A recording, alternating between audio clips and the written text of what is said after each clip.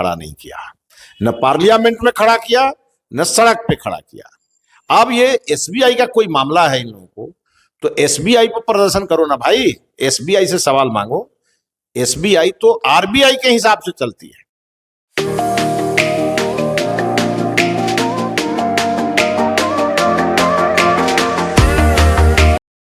कि आगे 50 साल कांग्रेस को सत्ता में आना नहीं है। यहां तो उन्होंने बिहार कांग्रेस को उन्होंने गिरवी रख दिया लालू यादव के पास, और लालू जी के इशारे पर ठुमका लगाती है बिहार की कांग्रेस। लेकिन एक बात बताइए मिथिलेश जी, जिस तरीके से आप दावे कर रहे हैं, लेकिन अगर देखा जाए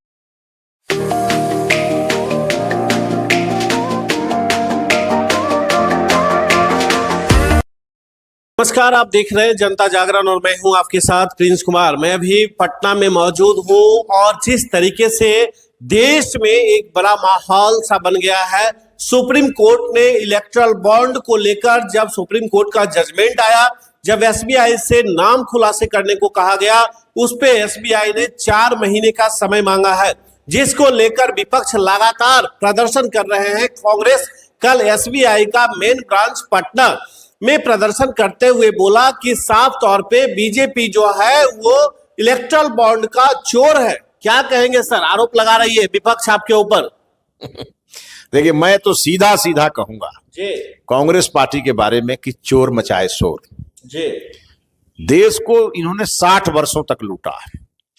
इनके कुछ पदाधिकारी ऐसे थे जिनका नाम भी बोरा था, काम भी उनका बोरा था जी, और इनके कोषाध्यक्ष पहले, जब इनके राष्ट्रीय कोषाध्यक्ष हुआ करते थे, अब तो इस दुनिया में नहीं है तो उनके बारे में बोलना उचित नहीं है जी, लेकिन वो पर्ची लिखते थे तब लोगों को कोयला का आवंटन हो जाता था।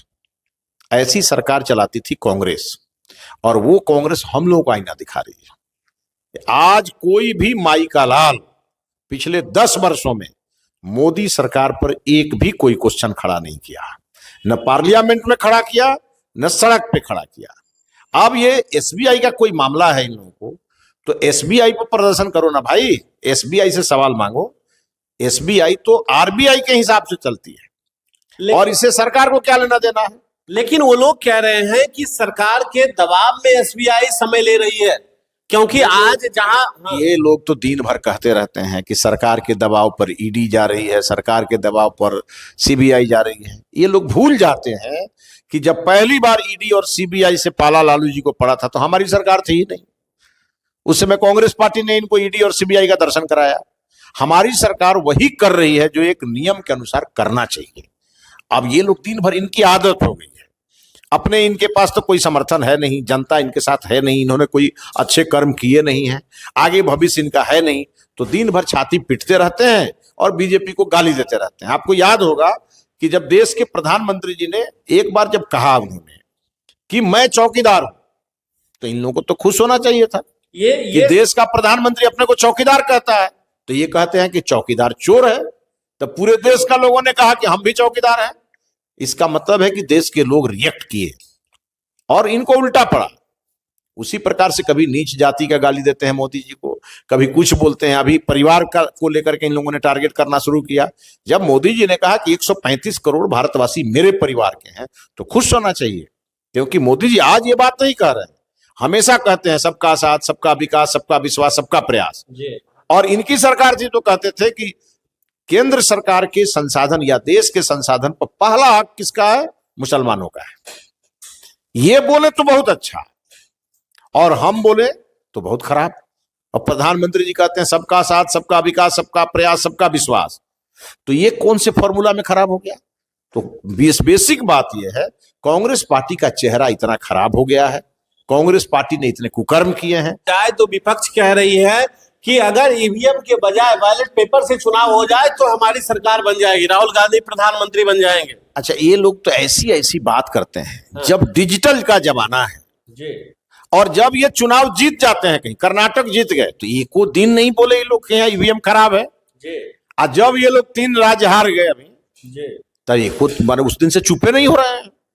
इनको मालूम नहीं है कि युग बड़ी तेजी से बदल रहा है और डिजिटल इंडिया बनने की ओर अग्रसर ही नहीं है, काफी आगे देश बढ़ गया। अब ये चाहते हैं फिर से उसी 50 साल पुराने जमाने में लौटना, ये संभव नहीं है।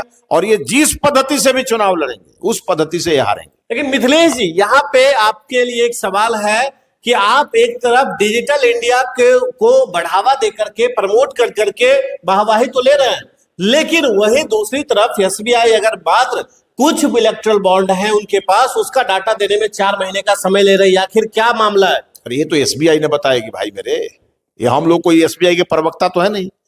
लेकिन एसबीआई का कोई इशू है तो उससे मोदी जी और मोदी सरकार और बीजेपी का क्या लेना देना है भाई? एसबीआई जब कोर्ट में मामला है तो एसबीआई समय ले रही होगी, उसका कोई तैयारी नहीं होगा, कोई बात होगी, उसके अपने एग्रीमेंट होंगे, कुछ तो होगा।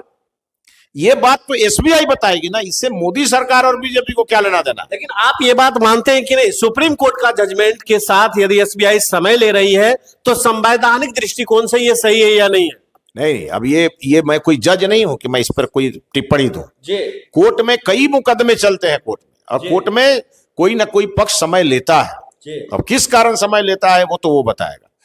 तो पिटिशनर होगा चाहे बचाव पक्ष होगा, कोई ना कोई अपना व्यू देख करके ही कोई बात करता है कोर्ट में। और मामला जब कोर्ट में है तो कोर्ट को डिसीजन लेने दीजिए ना। जी। अब इसमें हर चीज में मोदी जी मोदी जी मोदी जी, ये क्या तमाशा है? और जितना ये मोदी जी को गाली देंगे उतने रसातल में जाएंगे। ये बात आपको मैं बता रहा हूं, इनका कोई भविष्य नहीं है कांग्रेस पार्टी का। चलिए एक लास्ट सवाल, अभी तक बिहार में कैबिनेट विस्तार नहीं हुआ है, क्या मामला, कहां फंस रहा है सर? नहीं, एक तो आपने देखा होगा कि जब विधानसभा चल रहा था उसी समय ये सरकार यहां बदली, बिल्कुल, और एक छोटा कैबिनेट बना, और अब चूंकि चलते विधानसभा में जल्दी अमूमन विस्तार होता नहीं, तो सदन का समापन भी सदन का समापन हो गया और 11 तारीख तक एमएलसी का चुनाव है। हो सकता है मैं पक्का नहीं कह रहा हूं कि इसके बाद हो ही जाएगा, हो सकता है कि इसके लिए रुका होगा। और माननीय मुख्यमंत्री जब विदेश गए हैं, लौट के आएंगे तो निश्चित रूप से इस दिशा में आपको खबर मिलेगी। चलिए मिथिलेश जी, बहुत बहुत शुक्रिया। आप मिथिलेश तिवारी को सुन रहे थे, जो बीजेपी से पूर्व विधायक भी रह चुके हैं और मौजूदा परिस्थिति में बीजेपी का बहुत मजबूती से कमान संभाल रहे हैं। इन्होंने साफ साफ शब्दों में अपनी बातों को रखा, लेकिन इनकी बातों से आप क्या सोच रहे हैं, आपका क्या विचार है, कमेंट करके जरूर बताएं। अभी के लिए इतना ही, बने रहे जनता जागरण के साथ। मैं हूं आपके साथ प्रिंस कुमार, नमस्कार।